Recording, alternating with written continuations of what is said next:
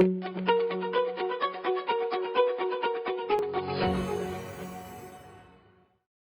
so during this TIBCS, you are going to share with us how to choose the optimal neoadjuvant chemotherapy backbone. In your opinion, what are the major concerns of neoadjuvant chemotherapy in your clinical practice?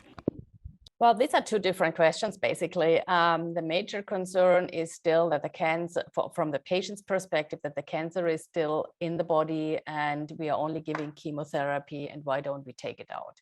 But since almost 30 years of active research and treatment, neoadjuvant therapy, and doing clinical trials, it has become one standard option.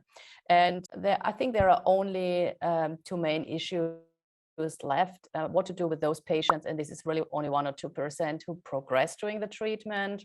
What is the best way to treat them, and how can we optimize the post-neoadjuvant treatment for those who have not optimally responded to the therapy? And these needs to be addressed in several trials. The chemotherapy backbone, what is the main topic of my presentation, is something which is probably, it's still very relevant for some of the subtypes, but it has, we need to see it in the context with the targeted agents we add for the patients with HER2-positive breast cancer and for the triple-negative breast cancer patients in the light of the checkpoint inhibitors.